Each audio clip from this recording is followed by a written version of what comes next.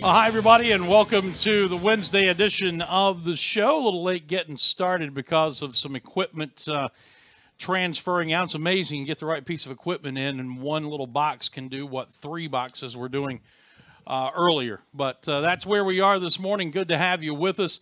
I'm Dan Scott. This is Furman head coach Clay Hendrix, who, of course, is coming off of a marvelous first season here. 1 year and a day, or 1 year and 2 days after you were officially named the head coach of the Paladins. You sit here on the first ever early signing period, coming off of an 8-5 2 playoff game appearance season. It's been a heck of a year for you, sir. It's been a good year. It's gone by fast. It's hard. Somebody told me that 1 year anniversary. Maybe it was yesterday. But again, time has flown by. Much more excited about where we are today than we were this time a year ago. It's going back to coaching a bowl game, trying to hire staff, trying to even just get started in the recruiting process. So now we're excited. Been busy few weeks, and I think everybody's looking forward to a little time off. Yeah, I talked to Dwayne Vaughn yesterday on the show, your fine young recruiting coordinator, and he was just kind of recounting where everything was this time 1 year ago. He and Brian were really the only 2 holdovers from the previous staff, and you had just been hired. You're trying to assemble a staff, and then, oh, by the way, you have to go kind of recruit, and you're in a position where you can't really be, I suppose, too choosy about the players you're going after. In other words, this year you can more recruit kids that fit your system. Last year, I guess you had to kind of go towards the best available kids, right? Yeah, I think when I took the job, we were already in the dead period, so we couldn't go out. They had been recruiting a few kids, so we sorted through that group a little bit. A couple of those kids are on our team now. And it was kind of a 3-man show. It was me and Brian and Dwayne, and then I knew all along our guys would recruit well. A little bit of it's just the education process that goes into new staff at a place that's a little unique. Your pool's always going to be smaller. That can be an advantage, but certainly you don't have nearly as many targets. But it has gone well. I didn't really know how this first early signing day would go. I've kind of been in favor of it. I think we'll sign around 10 guys. I know we were about halfway, had about half of them in, just a little bit ago. But no, it's been good. We'll still have a few more guys we've got to get in the second signing day. Yeah, the intriguing thing about this new early signing period that began this morning is it's a completely different dynamic than the other signing day that will still happen in early February, and that's the fact that you've got some kids who may not be in school. So the one time a year that a fax machine is still used, they may not have access to one.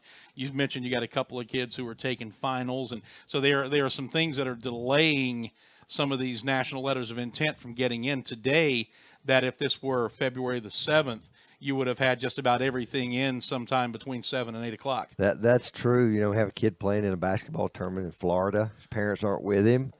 So we're still working on getting that one, getting the right signatures. We do have a couple of guys in finals.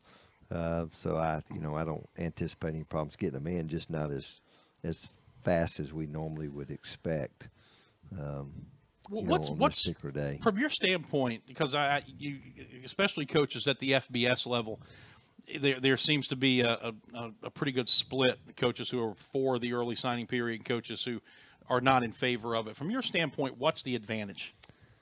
Well, for us, and I think there's it'll be interesting to see FBS versus FCS, because I know on the road I'd run into some FCS guys, and they asked me how we were doing, how many we would sign, and I think there are a few who didn't think they'd sign any, and maybe that was a choice. Certainly when you don't worry about academics, I say don't worry, but if they qualify, you can take them. There's a lot of guys that play the transfer route. They work junior colleges, seeing who's qualifying. We don't deal with any of that. The advantage is, I know for us, we signed hopefully 10 guys today. That's 10 guys that, even financially, it's a good deal for us. Right. I think in January we can spend a little more time with our players here when normally we'd be on the road. In some cases, babysitting kids who would have already signed with you. I think some of the people that are complaining about it, FBS wise, particularly some of the higher Power 5 teams, I think they love having their pick of kids right up to the very end. Mm-hmm. And all of a sudden today, there's a lot of kids off the market. And, so in some ways, it may level the playing field a little bit, I've never understood when kids, they know where they want to go. That's where they're going. Why not have a point where they can go ahead and make that happen? Now, certainly you wouldn't want that to happen before they played their senior year. Mm-hmm. That'd be a nightmare. But no, I've been in favor of it. I don't buy this. We don't have time to recruit them. I mean, we've been recruiting these kids for a year, and with a lot less resources than they have. And that's the other route that I was going to go that Dwayne and I kind of touched on yesterday. You get, if you're looking at 16 or 17 kids in a signing class, you get 10 or 11 of those in now. That's going to be favorable to your recruiting budget to not have to spend as much time on the road once the dead period is up after the first of the year and that last push towards the February signing day. There's no question about that. I think I even saw it a little bit in December. The other thing we're going to do, we may be the only FCS program in the country that doesn't have a Division I transfer or an FBS transfer. We're going to have a couple in January. We have to go through a few more steps, but, are dealing with a couple of guys. And, for me, they were kids that I knew. I recruited even when I was at the academy. For us, it's still taking the right kid that's a fit for Furman, that's bought into our culture and, the things we believe in as an institution, things we believe in as a football program. So they'll be here in January. They'll help us, I think, immediately.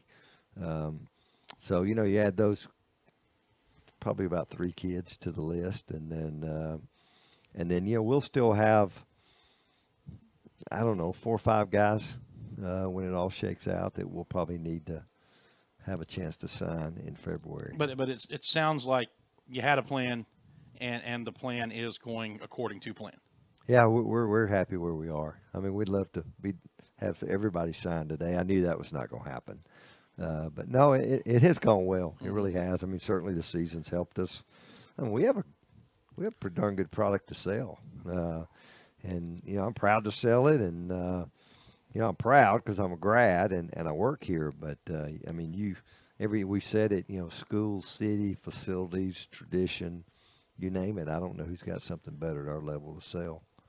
How much easier, I don't know if easier is the right word, but how much more of an advantage is it for you and your staff recruiting now, talking to kids now, or talking to ones, looking forward to the next recruiting class, because it never stops, that you're not only able to talk up the great history of this school, but now you've got a playoff appearance, two rounds deep into the playoffs, coming off a winning season in your first year, that being able to say, hey, oh, by the way, we're winning now. How much of an advantage is that?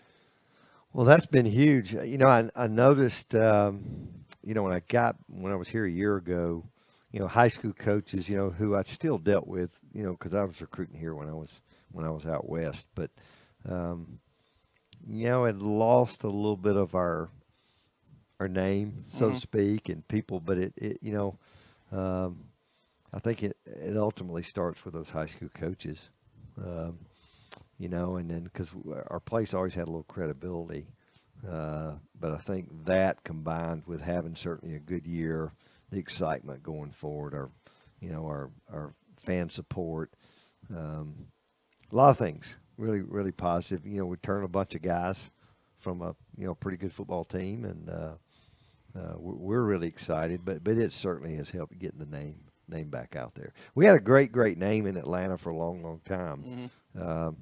I just say Atlanta because it is so close and there are so many kids there. But I've noticed it. I've noticed it everywhere as I've traveled.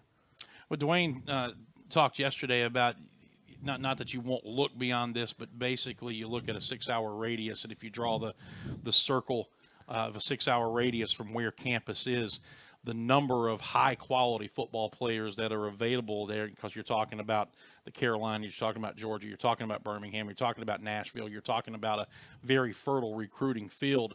I mean, that gives you a lot of options just within that 6-hour period. Yeah, and I think that's where we will always focus.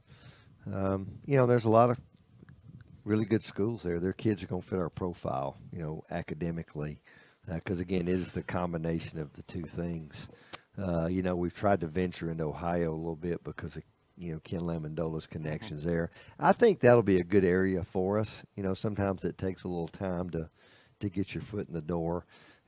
Certainly not opposed to going lots of places, but, financially, is a concern. Do you have the resources? Am I taking another guy out of a fertile area to go to an area that maybe not be as fertile for us? And, why is that kid leaving Texas to come here? We'll certainly follow up. And we get emails, we get information on kids like that all the time. We follow up on every one of them. I'm, again, certainly not opposed to that, but I still think, it's kind of like playing. Remember who you are. Remember what you do, and kind of what you built your program on. And I think that's still where we will focus our recruiting efforts. We are spending some time this morning exclusively with Clay Hendrix on this Wednesday edition of the Dan Scott Show.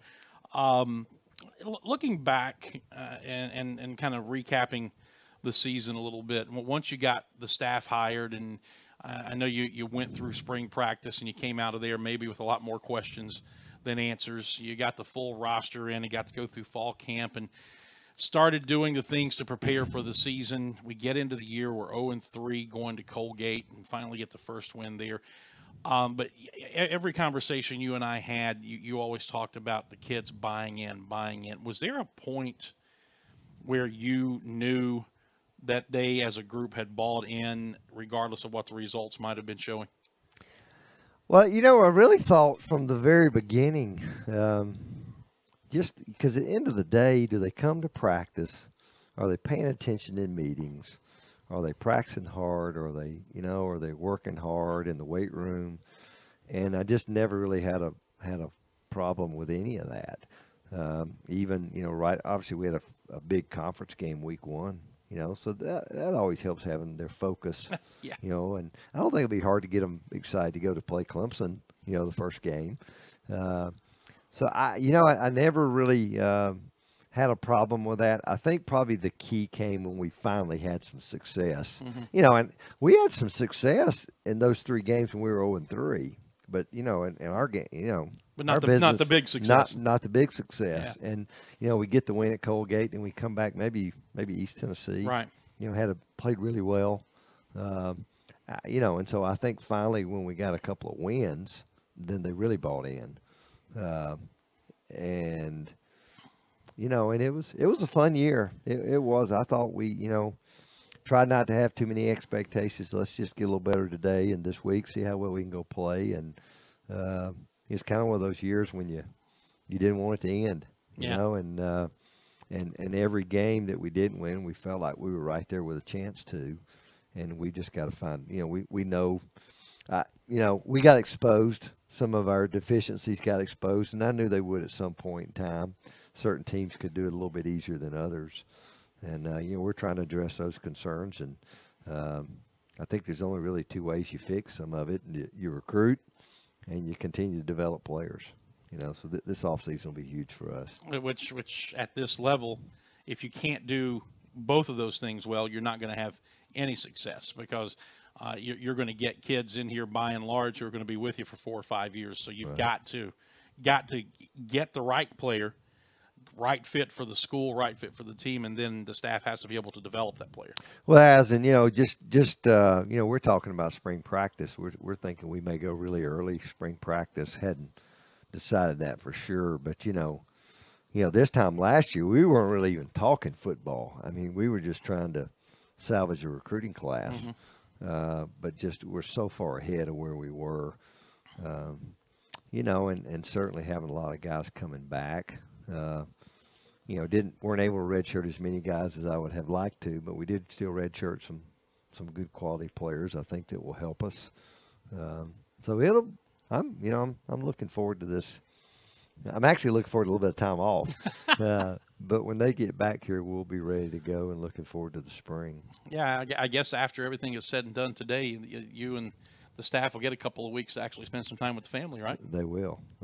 So I think everybody's but excited. you as well. Yeah, me as well. Okay, because you said they. I want to make sure you're going to get some rest and relaxation as well, my man. Yeah, absolutely. But does it ever stop? It almost never does. This is kind of unusual because you can imagine if we didn't have the signing day today, we would have, that's 17 or 18 guys. Dead period, you're limited, when you can call them. But, now with social media and, you can't call him, but you can text him and he can call you. So, no, I think it's good for everybody. How have you embraced the way social media has changed everything? And Dwayne was talking about that. He thought that was one of his strengths, being a younger guy and maybe more in tune to social media than some of the older guys on the coaching staff a little bit. You know what? I can remember when I discovered Facebook, and it hadn't been that long ago. My wife was sitting there one night, and I got behind her, and I was checking it out, and, and I put it off as long as I could, and then just because of recruiting, you had to do it. And then the whole Twitter, the whole Twitter episode came about, and, because you could direct message a kid when you couldn't text him. And that was the best way to get in contact with him. Right. So yeah, I'm still technologically challenged, but I can do enough to communicate with kids. I've heard it described by some people as functionally illiterate. Well, that's me, and I'm surrounded by all these smart guys. I got those 2 Academy grads, and Dwayne, he's a Vanderbilt grad. Right. All these guys. But isn't that what you're supposed to do? You're supposed to surround yourself with people like that. That was the plan. That was the plan from the beginning. So, you know what? It's funny you say that. It's been fun to watch those guys develop as coaches. A number of them hadn't coached a lot. Some had. A number of them have not coached a lot. But I just knew they were made of the right stuff, and knew they were bright, and they're hard workers. And it has been really fun in a year. Some of them not even a year, just to watch them develop as coaches. Just buying into we're all on the same page. Both sides of the ball. And we're on the same page recruiting. We have our arguments, but we're on the same page. It has been a really fun year from that regard. I had a friend ask me just the other day, and he was referring to the head coaching thing. Is it everything he anticipated? And I said, yeah. I said, I think really the most fun part has just been the people I've been able to work with. And certainly being back here and watching the excitement of Furman people. And those 2 playoff games were good examples. Just people. It was fun to see people excited about Furman football. Yeah, they've been dying for a consistent winner around here again. Yeah, and just seeing what we can do going forward. What did you learn about yourself in your first year as a head coach? Well, I still surround yourself with good people. Who have the same beliefs you have, core values, sticking to, somebody I had great respect for him when we were 0-3, sent me, just about sticking to your principles, what you believe in, try to get a little better at something each day, and recruit. And we don't waver very far from that. I really enjoy coaching the kids we have here. And I'll tell you, it's not like that everywhere. It's not. I think these coaches have realized that. To me, it's always been more important about who am I coaching, who am I working with, and being at a place where, you know what, I walk in there with a Diamond F on my shirt. I'm pretty proud. I'm pretty proud of the place I work for, and and who I'm representing, and but again, just continue to surround yourself with good people and stick together, and kind of like players, stay the course. There'll be challenges, there'll be peaks and valleys. Yep. And it's again, it's never as good as it seems, just like it's never as bad as it seems either. But that has made it fun. A few more minutes with Furman head coach Clay Hendrix here this morning. It's always a good sign when you've assembled a staff and things have gone so well that other schools want to come in and start poaching away members of your staff. And after his one season here, Drew Cronick got the opportunity to go be the head coach at Lenore-Rhine. You and I talked down in the hallway, I guess the Monday after the weekend, and you told me what was going to happen. And of course, I didn't say anything about it, but you said something that I thought was very very profound in talking about moving George Quarles up. It's the system that you put in place that matters. So if one person leaves, the system doesn't go with them. Yeah, I that was my plan, kind of going in. Certainly you hate to lose really good people. Drew's a really good football coach, good man. He's all those things we look forward to, and wish him nothing but the best. And I tell these guys, I tell them, I say, hey, there's things out there you want to do, and I can help you do it. And I said, if I think it's a bad idea, I'll tell you that. But sometimes that's not for me to decide. Yeah. And if you hire good people, other people are probably going to want to hire them, particularly when you have success. But I did. We put it in place, and it will continue to tweak. And I'm kind of excited about some of the things George can bring to the table. But I really did. I wanted the system to be in place, both sides of the ball. So if again you lose a coach, the system doesn't go away, or you don't. And if you had to go hire another offense coordinator, I'm really not interested in hiring a guy that's doing his thing.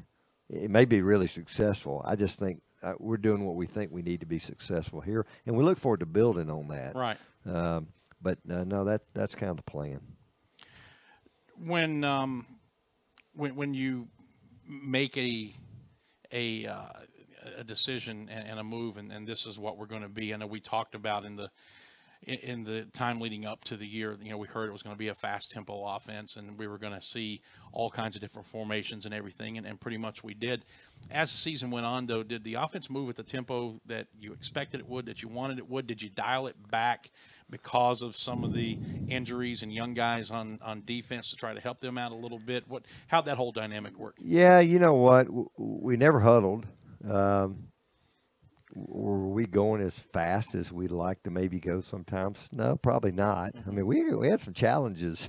We had some challenges at certain positions, and both sides of the ball. Both sides of the ball, and one thing about us is, people talk about going fast. You can go fast, but you better make first downs. No, we were pretty good at making first downs and standing on the field on third down. But I don't know. I wanted to be able to line up fast and go fast, and we did that a lot. But we do what we think we have to do to be successful. And if it's running the football, certainly being balanced enough to throw it. Now I think we're kind of on par for where we wanted to be. In some ways, maybe a little bit ahead where we were. Because ultimately didn't really know what we could do. Yeah. And as we learned as the year went on, we found out,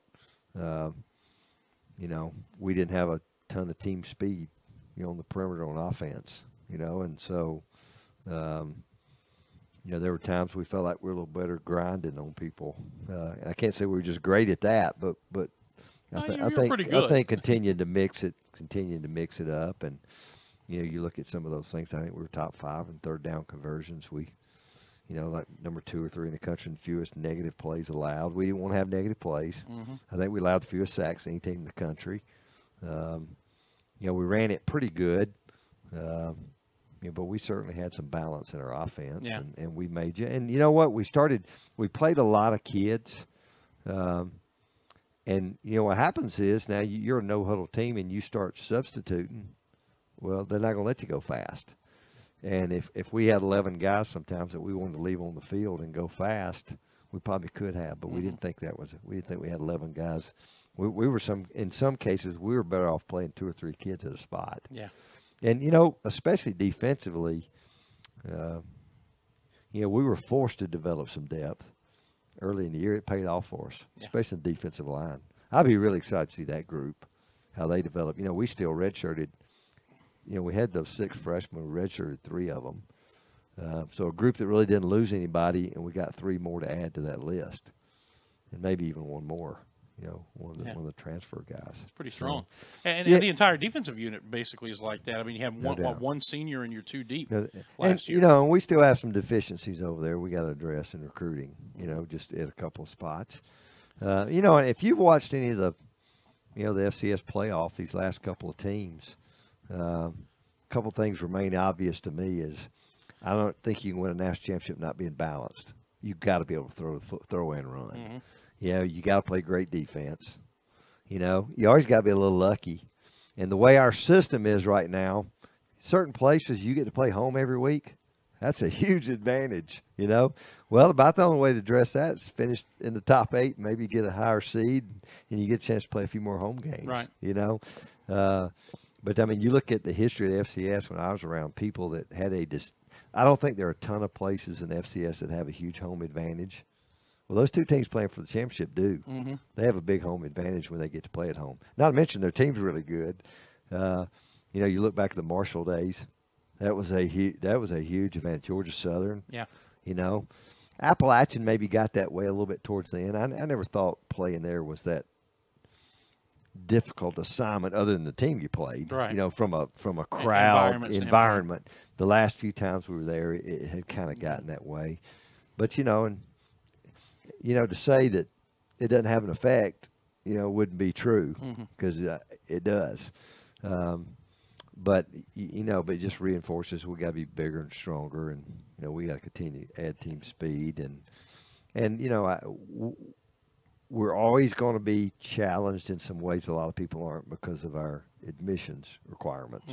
Now, I see that as a positive.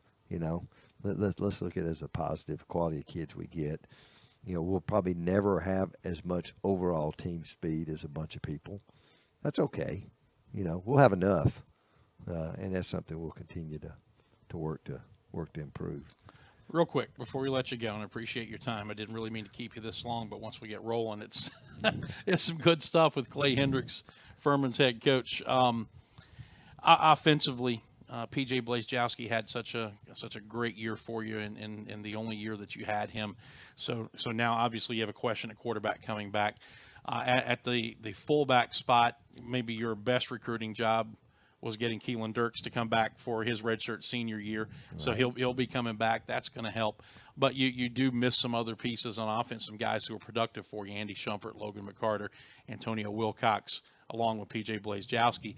So some of the production, the numbers that were put up this year that were so fun to watch are leaving with those guys. So just talk about the future as far as offense goes. Well, I throw Matt Schmidt in there. Matt Schmidt's going to be a really, really hard guy to replace. Terrell Bush played really solid for us. Up front we were a work in progress. Yeah, typical offensive lineman. I mentioned all the skill guys, and he wants to talk about the linemen. We got to get bigger and stronger up there, and we got to get more athletic. Going forward. But you're right.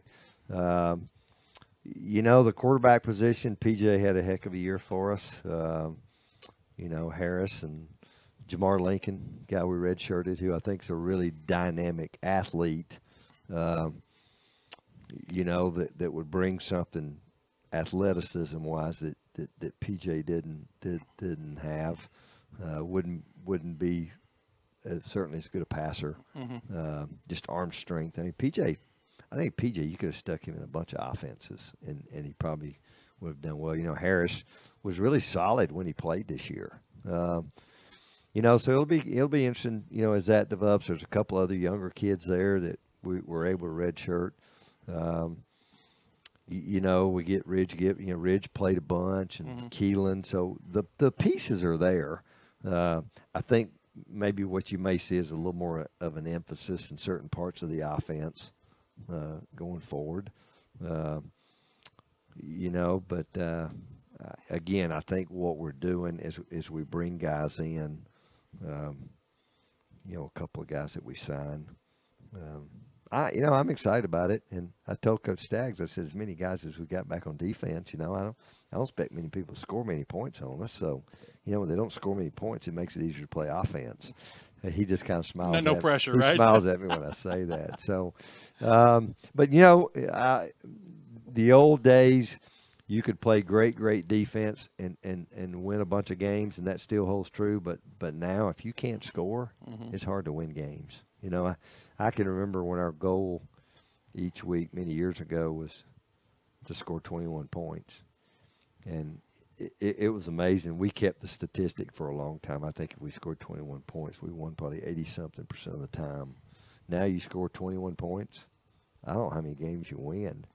Even when you're playing pretty good defense. Yeah. So it'll just be continue to, evolve. But that defensive group, I'm kind of excited. We've got a couple of spots again. We've got to build some depth at, but it'll start there, and then again being able to run the football, and again stay balanced. Having a chance to hit some big plays in the passing game. Well, I can tell you from the view in the booth that it was an awfully fun year. Behind the microphone, watching this staff come together, watching this team come together, how it evolved over the course of the year, and once they got a little taste of winning, how it seemed to feed them week in and week out. It was just phenomenal to see the fans kind of catching back on board, as you mentioned.